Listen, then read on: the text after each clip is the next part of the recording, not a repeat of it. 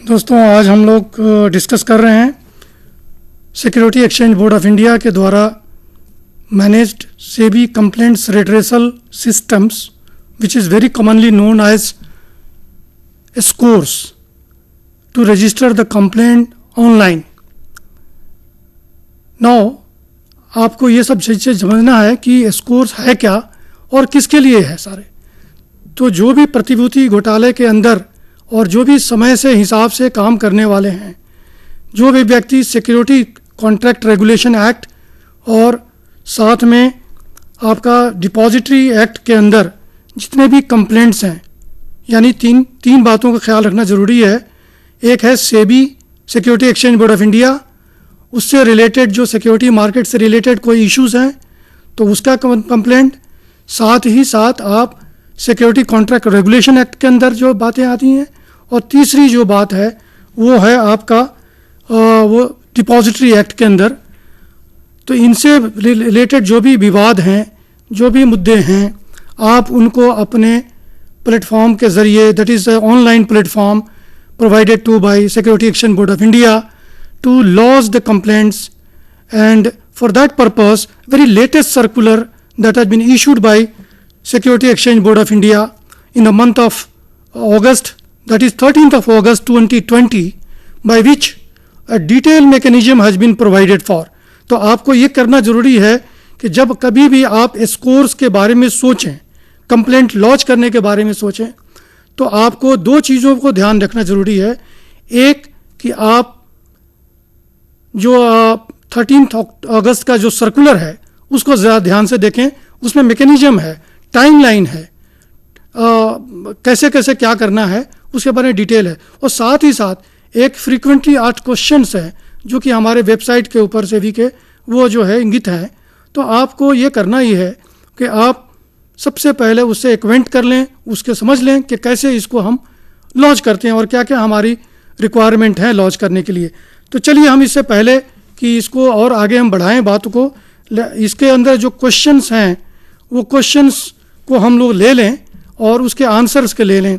तो ये जो ये समस्या है कि ये आपको मैंने बताया कि कैसे कैसे हम जो steps in grievance redressal mechanism के अंदर हम आगे बढ़ते हैं, और ये कौन कौन सी जो इश्यूज़ हैं जिसको आप देख सकते हैं। ऑनलाइन एक्सेस है आपका 24/7, SMS सर्विस है, ईमेल मैकेनिज्म है। सो ये सारी सुविधाएं जो हैं दी हुई हैं। जब आप रजिस्टर करते हैं एज ए कंप्लेनेंट तो आपको ये सारी चीज़ें देनी होती हैं और उसके ज़रिए आप ट्रैक कर सकते हैं what is the status of my complaint. जैसा कि मैंने बताया आपको कि complaints arising out of any activities that are covered under SEBI Act, Security Contract Regulations Act and Depository Acts के तहत ही जो है हम ये सारे कंप्लेंट्स को देखते हैं। साथ ही साथ इसमें एक एडिशंस और आया है, section 55A of companies act 1957 के वो जो सेबी के जो कंप्लेंट्स हैं वो सारे देखे जाते हैं। अब आपको जब देखेंगे कंप्लेंट्स जो है वो है सेबी के अगेंस्ट रजिस्टर्स एंटिटीज़। अब उसमें आप देखेंगे कि जितने भी आपके जो मार्केट इंटरमीडियरीज हैं, दो चीज़ें ख्याल रखना जरूरी है। जो कंप्लेंट होना चाहिए किसी लिस्टेड एंटिटी के तहत, number 1। Number 2, complaint against any market intermediaries minus stock broker, सब ब्रोकर्स और डिपॉजिटरी पार्टिसिपेंट्स। इनके अलावा आपको और भी मार्केट इंटरमीडियरीज हैं, उनके ज़रिए अगर कोई और कंप्लेंट्स है तो आपको अपने उस कंप्लेंट्स को आप दर्ज करा सकते हैं। सेबी के स्कोर्स पर जाएं, ऑनलाइन पोर्टल पर जाएं और मैकेनिज्म को फॉलो करें, और आपका रजिस्टर होने के बाद से विदिन 30 डेज उसकी जो है डिस्पोजल हो जाता है। मैं आगे आऊँगा इस सब्जेक्ट पर। Matters which are not complaints, ये इसके बारे में लिस्टिंग है कि आपको 25 तरह के कंप्लेंट्स जो दर्ज कर सकते हैं, लेकिन कुछ ऐसे कंप्लेंट्स हैं जो अनलिस्टेड कंपनी से रिलेटेड हैं, उसको आप दर्ज नहीं कर सकते हैं स्कोर के ऊपर। तो allegation without supporting documents that can also not been. So कोई आपने कंप्लेंट किया और डॉक्यूमेंट्री एविडेंस नहीं लगाया साथ में, तो आपका ये कंप्लेंट जो है दर्ज नहीं होगा। Similarly non listing of shares, private offer किसी ने किया है और वो कंपनी लिस्टेड नहीं है, अभी प्राइवेट ऑफर के तहत है, तो आपको वो लिस्टिंग स्कोर के ऊपर आपका रजिस्टर्ड नहीं होगा। Dissatisfaction on trading price of shares of companies, ये भी नहीं है। सो ये सब डिस्प्यूट्स जो हैं arising out of private agreement with the companies and intermediaries, वो भी हमारे स्कोर्स के परिधि से बाहर है। सिमिलरली अब आपको जो है आपको ये करना है कि जब स्कोर पर जाएं तो आपको लॉग करना है, लॉग इन टू http://scores.gov.in। ये मैच आपको स्क्रीन पर आ रहा है, इस पर आपको जो है अपने कंप्लेंट्स को दर्ज कर सकते हैं। उसके लिए कुछ इन्फॉर्मेशंस हैं, वो इन्फॉर्मेशन को आप देंगे और उस इन्फॉर्मेशन देने के बाद से आपको जो है वंस इट इज़ देयर, हाँ ये बहुत ज़रूरी है कि जो कंप्लेंट्स आपको एडिशनल इन्फॉर्मेशन देना है अटैचमेंट के जरिए, it should be only in PDF format. PDF format में आपको जमा देना है और एक साइज़ सर्टेन साइज़ है, उससे ज़्यादा देंगे तो पॉपअप करेगा कि ये जो है ज़्यादा बढ़ रहा है। इसलिए आपको बहुत ख्याल रखना है इस बात से, जो भी इंस्ट्रक्शन है सेल्फ कंटेंट इंस्ट्रक्शन किट है, आपको वहाँ जा कर के लॉग करना है। लॉग करने के बाद से आपको जो है एक यूनिक नंबर आपको मिल जाता है, पासवर्ड मिल जाते हैं और उस पासवर्ड के ज़रिए आपका जो ईमेल है, पर्टिकुलरली जो ईमेल होता है उसके ज़रिए आपको जो है टाइम टू टाइम आपको इन्फॉर्मेशन दिया जाएगा कि आपके कंप्लेंट का क्या उम्मीद क्या है और कैसे करते हैं। इन्वेस्टर जो सर्विसेज हैं स्टॉक एक्सचेंज के डिपॉजिटरीज के through SCORES are directly by the investors. Stock exchange shall ensure that all the investors complaint shall be resolved within 15 days। लेकिन जैसा कि मैंने आपको शुरू में बतलाया कि 13 अगस्त 2020 का जो सर्कुलर सेबी के द्वारा आया है उसमें ये बात रखी गई है कि जितने भी आपके जो कंप्लेंट्स हैं, जो 25 हैं, उस सर्कुलर में ये लिस्ट किया हुआ है। तो बराए मेहरबानी आप जब कभी भी whenever you wish to intend to file any complaint through a score portal, please go through the circular meticulously, that is of 13th of August 2020. There you can find around 25 nomenclatures which are falling under the concept of scores, and then only you would be, in addition to that, you are not allowed to avail of the facility of scores. Similarly 13 अगस्त 2020 का जो circular है उसके तहत ये किया गया है कि ये जितने भी कंप्लेंट्स हैं जिसका लिस्टिंग हुई है उसमें वो सारा मैकेनिज्म होगा पहले कि आप स्टॉक एक्सचेंज जो डेजिग्नेटेड स्टॉक एक्सचेंज है वो शुरू करेगा अपनी वो कंप्लेंट्स को भेजेगा कंपनी में, और कंपनी के अंदर विद इन 30 days आपको जो है उस कंपनी से जवाब आ जाएगा, आपके पास आ जाएगा copy to designated stock exchange. यदि किसी वजह से आपको 30 days में कंप्लेंट्स नहीं आता है, उसकी आंसर सेटिस्फैक्टरीली नहीं आता है, आप पुनः उसको आप इन्वोक करते हैं अपने स्कोर्स के ज़रिए, तो वो stock designated stock exchange will take up the matter again to the company, and company में आने के बाद से फिर वो जो है आपको वो another 30 days time is given to, so 30 + 30 days, T + 30 + 30, तो 30 days. If you are not satisfied, another 30 days. Thereafter, a stock exchange issue a letter notice charging a penalty of ₹1,000 per day if the complaint is not satisfied or redressed to the satisfaction of the authority as well as that of the complainant.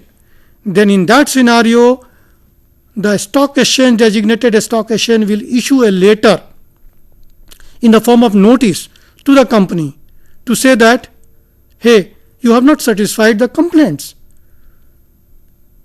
ऐसी स्थिति में और साथ में एक notice भी भेजेगा कि आपको इतने पेनल्टी इम्पोज की जाती है जिसको हम ₹1000 पर डे के हिसाब से वो चार्ज करते हैं। अगर आपने 10 दिन के अंदर प्लस नहीं किया तो आपको 10 दिन के टाइम और दिया गया उसके साथ में, आपने वो भी नहीं किया तो आपको अब नेक्स्ट स्टेप क्या होगा कि डेजिग्नेटेड स्टॉक एक्सचेंज जो है वो प्रोमोटर्स को नोटिस भेजेगा। पहला नोटिस पेनाल्टी के साथ में कंपनी को जाएगा जो लिस्टेड कंपनीज है और मार्केट इंटरमीडियरीज रजिस्टर्ड। अदरवाइज उसके अलावा अगर वो भी रेड्रेस नहीं हुआ उस पीरियड में तो एक और नोटिस जाएगा, किसको?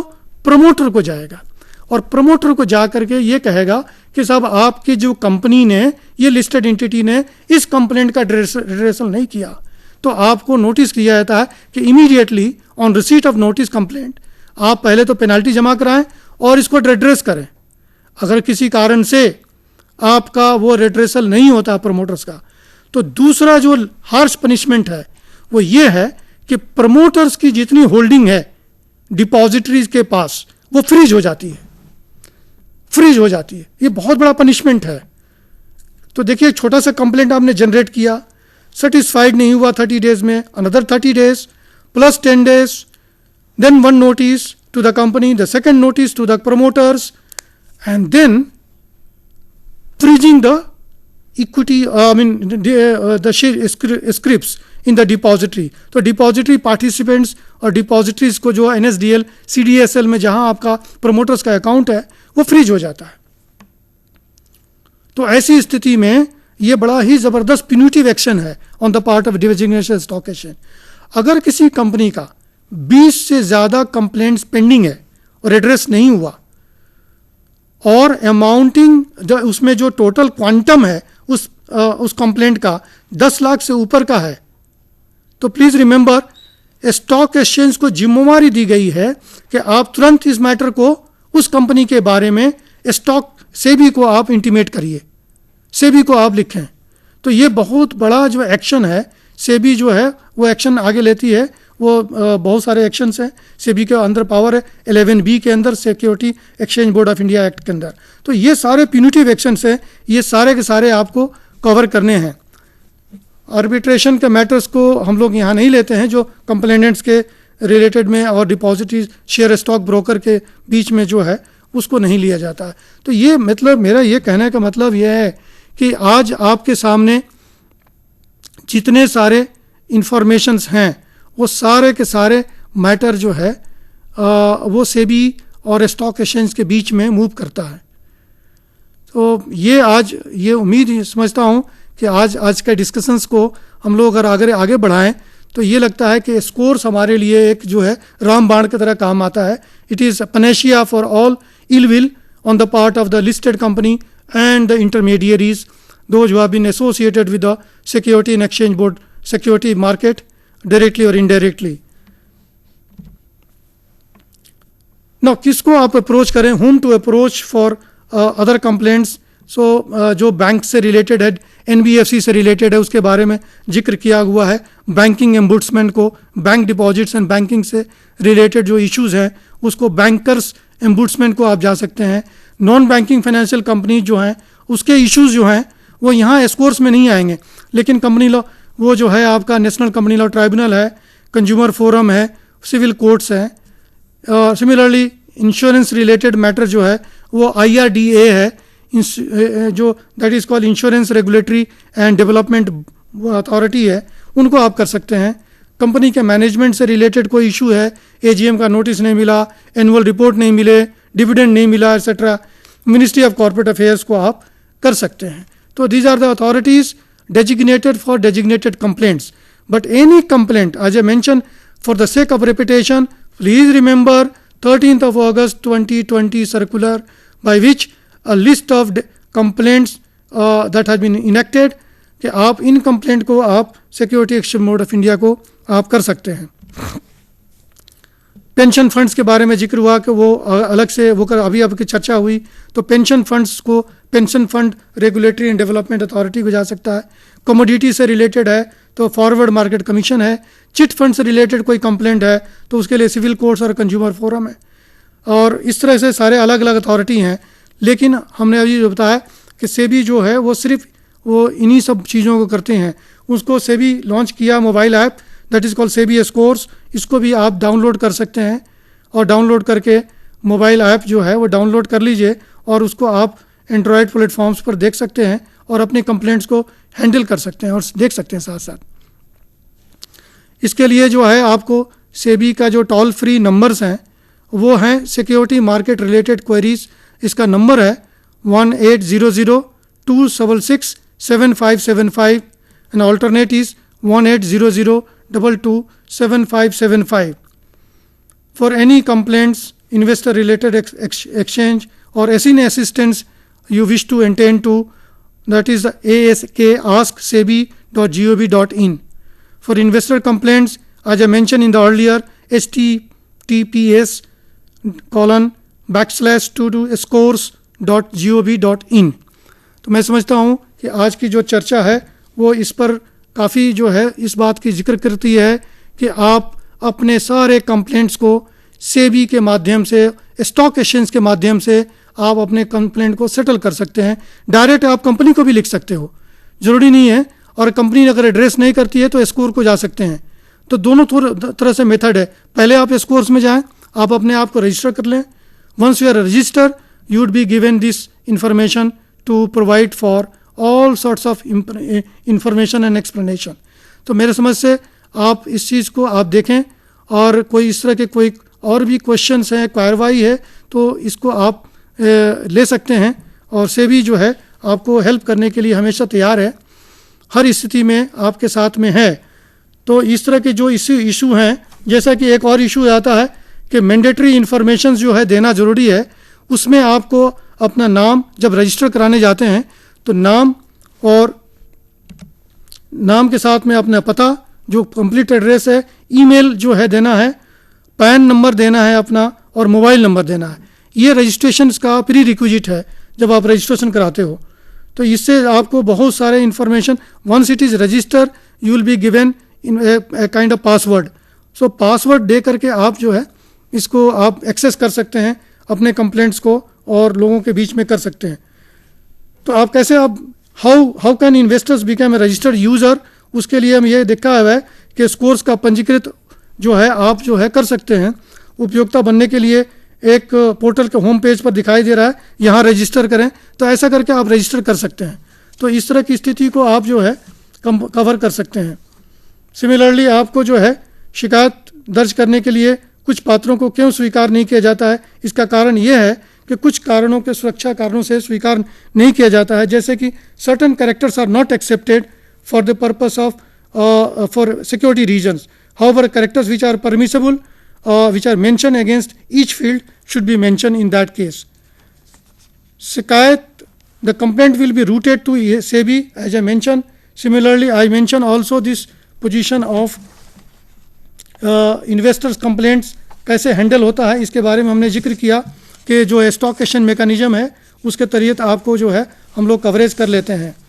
आपको एक और हम बात आखिरी में ये कहना चाहते हैं कि अपनी बात जो है डॉक्यूमेंटेशन के बारे में, जो ये इम्पॉर्टेंट बात है कि जो भी आपको डॉक्यूमेंटेशन करना है, आपको अटैचमेंट जो है वो वर्ड और एक्सेल फाइल में नहीं देना है. जो अटैचमेंट करनी है जो अपने कंप्लेंट्स के साथ में, उसको आपको जो है हमेशा PDF फॉर्मेट में ही देना है. और PDF फॉर्मेट में देने के साथ ही साथ आपका कंप्लेंट रजिस्टर हो जाएगा और वो मूव करेगा. आपको रजिस्टर्ड नंबर मिलने के बाद से आप देख लेंगे कि ये सारे शिकायत जो है वो ऑनलाइन शिकायत दर्ज करने में सक्षम. नहीं तो निवासी क्या करें, इसके बारे में ये बतलाया गया है कि सभी जो ये सारे के सारे जो इंफॉर्मेशन जो हैं वो दिए हुए हैं. इंफॉर्मेशन सारे हमारे नेटवर्क पर दिए हुए हैं. यदि विशेष समय हो तो उसको हम लोग देख सकते हैं. सिमिलरली आपको इन्वेस्टर्स, अगर एक प्रश्न ये उठता है कि how can investors know the dealing officers of their complaint, तो आपको ये बतला दें कि उसकी जानकारी की ज़रूरत नहीं है. फील्ड ऑफिसर जो वो लिखा हुआ है कि an investor can go to the view complaint status and sections of the scores. Once the investor scores the registration number, password and captcha security code, then can see the name and email address of the dealing officers. So everything is now users friendly. As I say that scores is now very user friendly, that has been now kept for the purpose of investors. Similarly, that another questions being asked frequently, when questions asked that can investors have a single password for all the complaints? Answer is, if the complaints is a score register user, they can get a single password.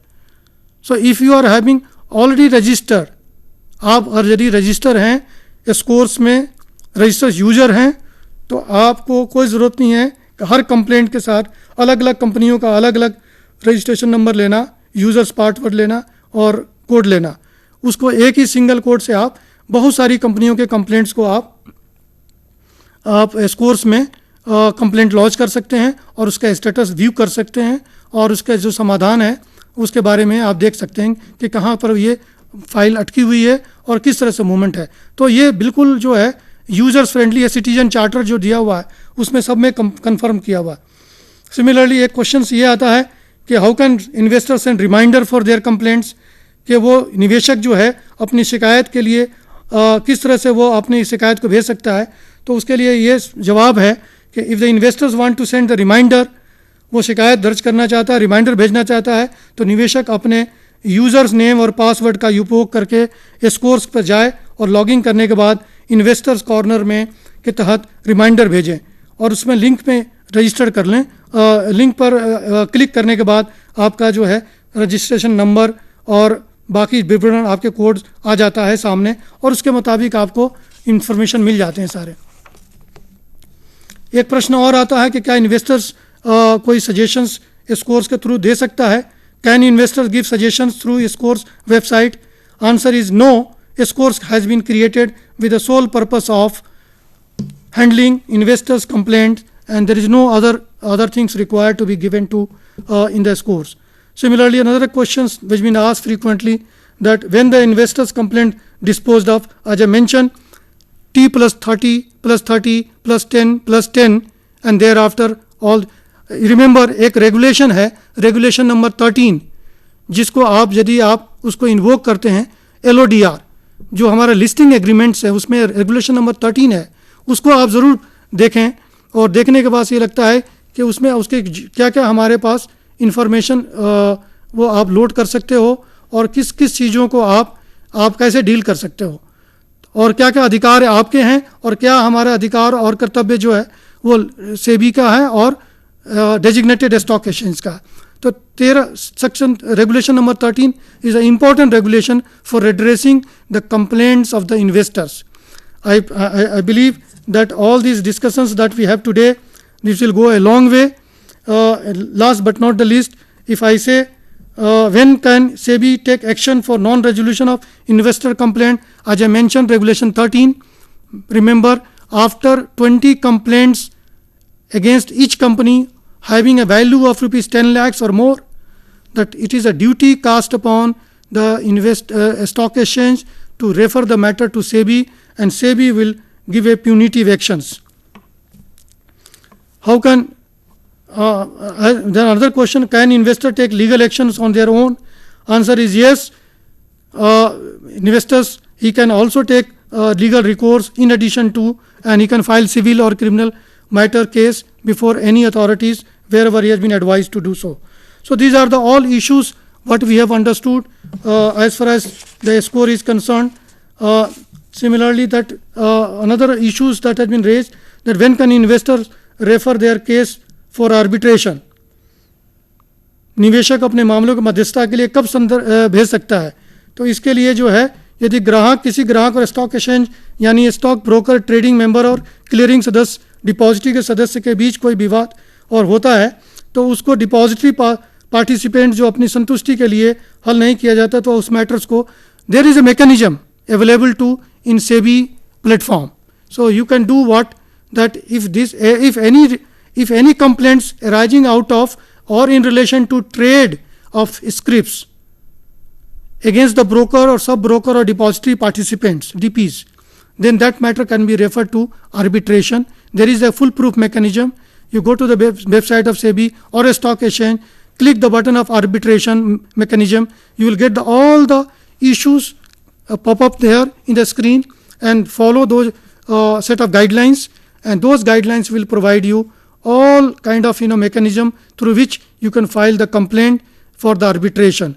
But SCORS is not available for initiating arbitration on its own. So through a SCORS platform, online platform, arbitration proceeding cannot be initiated. But other than that, you can log on to the system or go for the arbitration mechanism. Similarly, another issues that we have seen frequently being asked, how can investor learn more other issues related to securities, and can the investors lodge a complaint against the company which is on dissemination board of the stock exchange. अगर किसी का Scripps जो है जो unlisted है या delist हो चुका है तो वो उसका कंप्लेंट हम स्कोर्स में नहीं कर सकते हैं. ये आपको एक ध्यान रखना है.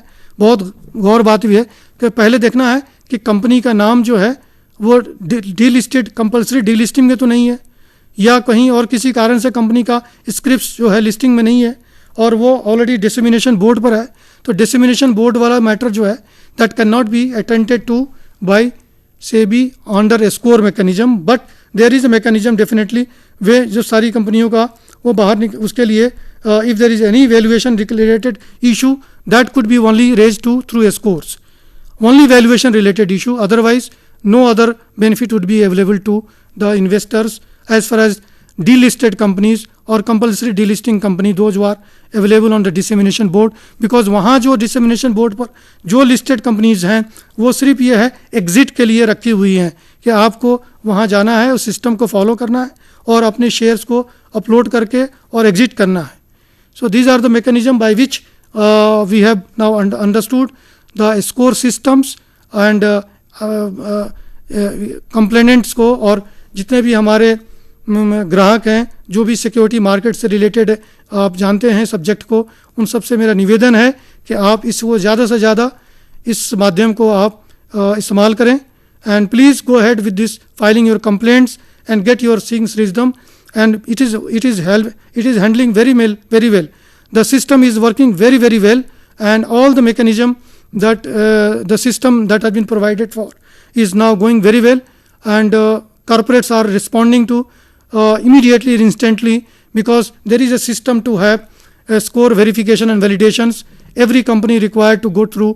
If anything is happening, the score validation is required. Any corporate actions that every time that corporate listed entities and the market intermediaries required to get themselves validated from a score portal. So these are the mechanism by which one can go ahead with the system.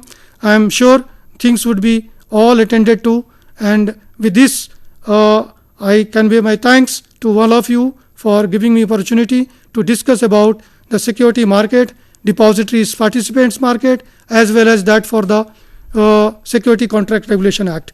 With this, thank you once again.